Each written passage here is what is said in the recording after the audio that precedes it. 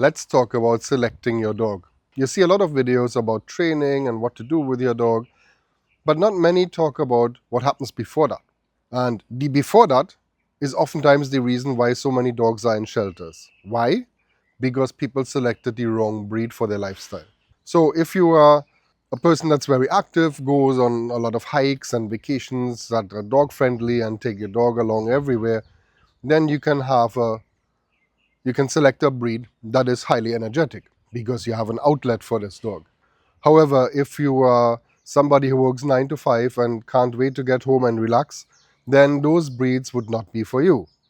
It doesn't mean that you cannot love those breeds, but you shouldn't own one because you don't have the outlet for that energy. And the dog will find ways to entertain itself with that drive, with that energy, and you're not going to like it.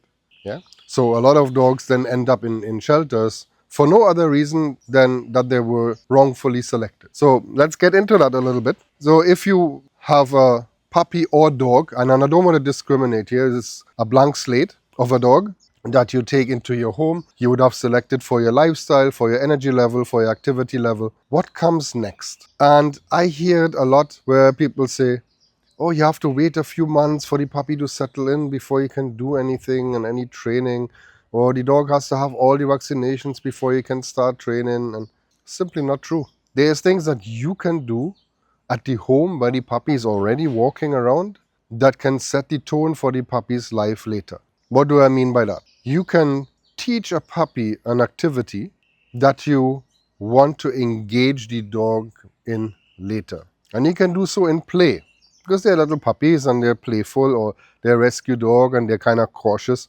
So you want to use play a lot, but you can teach rules with play, you can teach positions with play, you can even shape behavior. So if a dog just sits there and looks at you, you can give it a reward. That could be touching the dog, that could be playing with the dog, that could be food reward. So the puppy then feels the need to repeat this behavior more often because it pays. It has good consequences. And then there are behaviors that you don't want. So I always say, if you don't want the adult dog or the end product of the dog displaying a behavior, then do not allow it in the beginning. Not because a dog is cute means the dog is right for you.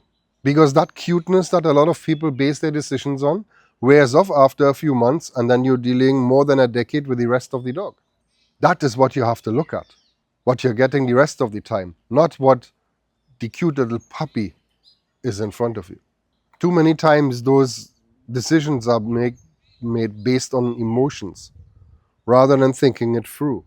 And then a short year later, when the dog is closer to maturity and you find out what this dog is really about, then people act surprised. And it's like, the dog was never behaving like this before. But it was predictable because we could see one or two breeds that the dog contains. And genetically, they are prone to X, Y, and Z. So we know that certain breeds have high energy. Shepherds, Mals, Dutch Shepherds, Border Collies, Cocker Spaniels, right? Dachshund. All those dogs are high energy dogs. Jack Russell Terriers, all very high energy. So if you're thinking about adopting a dog that has any one of them in it, you better have an active lifestyle. Because if not, this is going to go sideways. Predictably so. And if it's too late and you already have a dog and that is the case, but you don't want to give up the dog, then it is incumbent on you to acquire the skill set to deal with this dog. Anything other than that would be unfair to the dog.